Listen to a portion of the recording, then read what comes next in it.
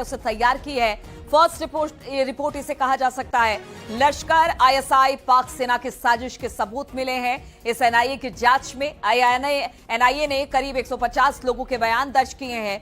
प्रारंभिक जांच रिपोर्ट में पीओके का जिक्र किया गया है। पीओके में अपने हैंडलर के संपर्क में थे ये तमाम के आतंकी। हमले में ओवरग्राउंड वर्करों की भूमिका बताई जा रही है, क्योंकि बिना ओवरग्राउंड की सहायता के वहां पर इस तरह के बड़े आतंकवादी हमले को अंजाम कश्मीर में नहीं दिया जा सकता है, इसलिए उनकी बात भी सामने आई है। हमले में ओवरग्राउंड वर्करों की भूमिका है। रिपोर्ट जल्द गृह मंत्रालय को सौंप दी जाएगी। तो एनआईए की जांच इस वक्त चल रही है। डीजी खुद इस वक्त वहां पर मौजूद है। कल भी हमने देखा कि उस जगह पर बैसरन घाटी में भी गए थे, वहां पर देखा था। और अब इसके बाद ये रिपोर्ट सौंपी जाएगी कुछ दिन के बाद गृह मंत्रालय को भी।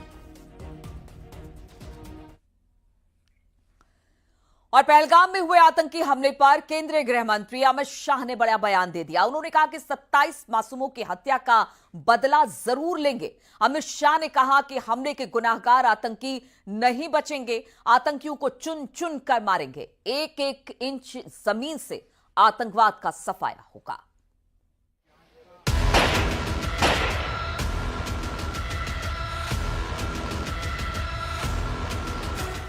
केंद्रीय गृह मंत्री अमित शाह ने पहलगाम हमले में शामिल आतंकवादियों को कड़ी चेतावनी दी है। अमित शाह ने कहा कि लड़ाई अभी खत्म नहीं हुई है।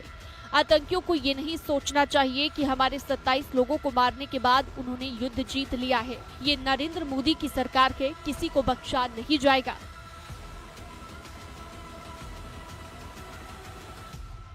और अगर कोई एक कायराना हमला कर ये समझता है कि हमारी बड़ी जीत है, तो एक बात मन से समझ लीजिए, ये नरेंद्र मोदी सरकार है, किसी को बख्शा नहीं जाएगा, किसी को बख्शा नहीं। अमित शाह ने कहा कि दुनिया के सभी देश एकजुट होकर भारत के लोगों के साथ इस आतंकवाद के खिलाफ लड़ाई में खड़े हैं। इस देश की इंच इंच जमीन पर आतंकवाद के खात्मे के लिए सरकार संकल्पबद्ध है। इस देश की इंच इंच भूमि पर से आतंकवाद को मूल समेत उखाड़ने का हमारा संकल्प है और वो सिद्ध होकर रहेगा। अमित शाह ने साफ शब्दों में कहा कि जब तक आतंकवाद का खात्मा नहीं हो जाता, लड़ाई जारी रहेगी। जिन्होंने इस आतंकी हमले को अंजाम दिया है, उन्हें सजा जरूर मिलेगी। न्यूज़ 18 के लिए ब्यूरो रिपोर्ट। और इस वक्त एक बड़ी खबर आ रही है। पाकिस्तान जब हर मोर्चे पर फेल हो रहा है तो वो जासूसी का सहारा ले रहा है। अब वो भारत में जासूसों के भरोसे है। राजस्थान के जैसलमेर से आईएसआई का एक जासूस गिरफ्तार किया गया है। राजस्थान इंटेलिजेंस ने पाकिस्तान की खुफिया एजेंसी आईएसआई के लिए जासूसी करने के आरोप में पठान खान नाम के एक शख्स को गिरफ्तार किया है। पठान खान जैसलमेर के मोहनगढ़ इलाके का रहने वाला बताया जा रहा है। पठान खान पर बॉर्डर के आसपास के सैन्य गतिविधियों की जानकारी आईएसआई तक भेजने का आरोप है। पठान खान 2013 में पाकिस्तान गया था, जहां पर आईएसआई ने उसे जासूसी करने की ट्रेनिंग दी थी। और पहलगाम अटैक के बाद से ही भारत की तरफ से हो रहे एक्शन से पाकिस्तान इस कदर घबरा गया है कि उसे समझ में नहीं आ रहा कि वो क्या करे। हालात ऐसे बने हैं कि पाकिस्तानी एयरफोर्स अपनी ताकत दिखाने के लिए झूठे वीडियो का सहारा ले रही है। पाकिस्तान की एयरफोर्स की तरफ से एक बार फिर से एक वीडियो सोशल मीडिया पर शेयर किया गया, जिसमें दावा किया गया कि वो अपने सरहदों की सुरक्षा के लिए तैयार है। लेकिन सच्चाई यह है कि यह वीडियो 1 साल पुराना है और युद्धाभ्यास का वीडियो बताया जा रहा है।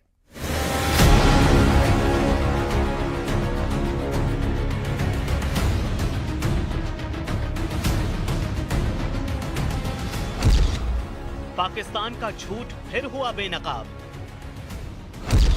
पाकिस्तानी एयरफोर्स ने दिखाई झूठी ताकत। कीदड़ भपकी के सहारे पाकिस्तानी सेना। पहलगाम अटैक के बाद से भारतीय एक्शन से पाकिस्तान किस कदर थर-थर कांप रहा है, वो युद्धाभ्यास के इस वीडियो से साफ दिख रहा है। इस वीडियो के जरिए पाकिस्तान की पोल एक बार फिर से खुल गई है। उसकी एयरफोर्स एक बार फिर से बेनकाब हो गई है। पाकिस्तानी डीजीपीआर की तरफ से जारी इस वीडियो के जरिए दावा किया गया कि पाकिस्तान की एयरफोर्स यानी PAF अपनी देश की सीमाओं की रक्षा के लिए किस तरह से तैयार है। लेकिन जब इस वीडियो की पड़ताल की गई, गहराई से जांच की गई तो सच्चाई कुछ और ही सामने आई। पाकिस्तान की एयरफोर्स जिस वीडियो के जरिए गीदड़ भभकी दे रही है, वो वीडियो 1 साल पुराना है और ये वीडियो तुर्की और रूस के साथ की गई वॉर एक्सरसाइज का वीडियो है। इस वीडियो को एडिट करके पाकिस्तान ये दिखाना चाह रहा है कि वो कितना मजबूत है। दरअसल पाकिस्तान इस वीडियो के जरिए ये मैसेज देने की कोशिश कर रहा था कि वो सरहद पर पूरी मुस्तैदी से डटा है, लेकिन पल भर में उसका ये दावा फेल हो गया। पुराने वीडियो के जरिए झूठी ताकत दिखाने वाली पाकिस्तानी एयरफोर्स एक बार फिर से बेनकाब हो गई। डीजीपीआर का ये वीडियो सोशल मीडिया पर मजाक का विषय बन गया है, क्योंकि अलग अलग वॉर एक्सरसाइज की वीडियो को जोड़कर, पुराने हथियारों के प्रदर्शन के क्लिप्स को जोड़कर बनाए गए इस वीडियो के जरिए पाकिस्तान ने एक फर्जी ताकत का मुजाहिरा पेश करने की कोशिश की है। इस तरह पाकिस्तान ने सोशल मीडिया पर अपने फाइटर जेट्स के एक्शन की तस्वीरों के जरिए अपनी झूठी ताकत दिखाने की कोशिश की, लेकिन यहाँ भी उसका झूठ पकड़ में आ गया, क्योंकि सोशल मीडिया पर पोस्ट की गई ये तस्वीरें भी पुरानी हैं। अब जरा इस तस्वीर को गौर से देखिए। पाकिस्तान की एयरफोर्स JF-17 थंडर B-3 लड़ाकू विमान की तस्वीर सोशल मीडिया पर शेयर करके खुद को मजबूत दिखाने की कोशिश में दिख रही है, जबकि ये पोस्ट 15 अगस्त 2022 का है। अब जरा पाकिस्तानी डिफेंस की ही एक और सोशल मीडिया पोस्ट को देखिए, जो 14 अगस्त 2024 का है। इस पोस्ट में पाकिस्तानी एयरफोर्स के JF-17 थंडर ब्लॉक 2 विमान की तस्वीर और उसकी मिसाइल क्षमताओं, जो क्रूज मिसाइल से लैस है, उसको दिखाया गया है। इसी तरह एक पोस्ट में पाकिस्तानी एयरफोर्स के विंग लूंग 2 मानव रहित कॉम्बैट एरियल व्हीकल को दिखाया गया है। ये पोस्ट भी 7 फरवरी 2024 की है।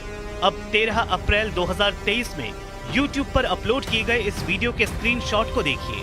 इसके जरिए पाकिस्तान की सेना ये दिखाने की कोशिश कर रही है कि वो साइबर वॉरफेयर और स्पेक्ट्रम सुपीरियरिटी की दिशा में भी तैयारी कर रही है।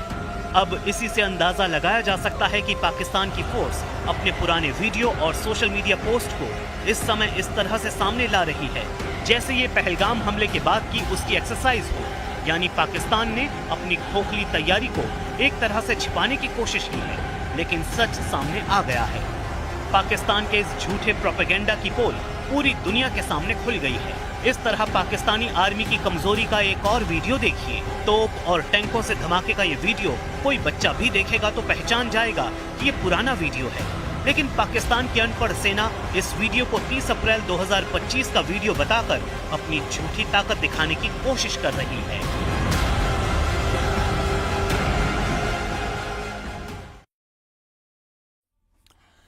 तो पाकिस्तान की आर्मी चीफ भी खौफ में इस वक्त हैं पाकिस्तान के। उसे अपनी सेना पर भरोसा नहीं है, अपनी ही सेना को कह रहा है कि घबराओ मत, हम एक्शन लेंगे। वहीं पाकिस्तान के नेताओं को भी सेना पर भरोसा बिल्कुल नहीं है कि वो युद्ध लड़ भी पाएंगे, इसलिए रह रहकर सिर्फ परमाणु बम दिखा रहे हैं।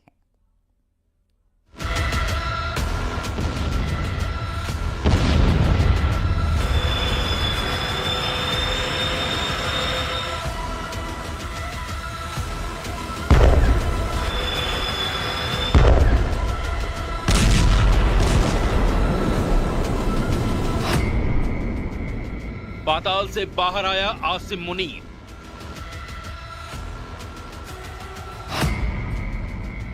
खौफ से कांपते हुए दिखा पाक आर्मी चीफ। हिंदुस्तान की दहशत से ही मर जाएगा मुनीर।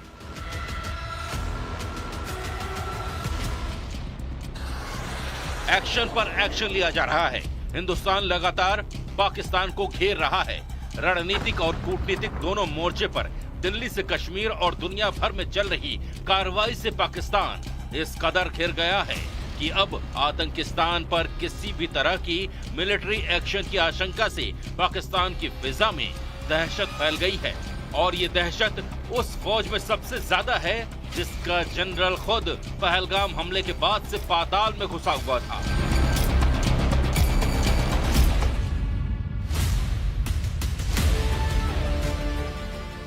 पाकिस्तानी सेना प्रमुख जनरल आसिम मुनीर का डर अब उसकी बातों से झलकने लगा है और पाकिस्तान के सैनिकों और पाकिस्तान की आवाम के सामने आ गया।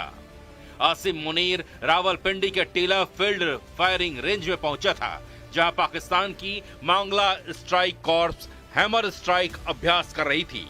यह अभ्यास पाकिस्तान की बेचैनी और आशंका को दिखाता है।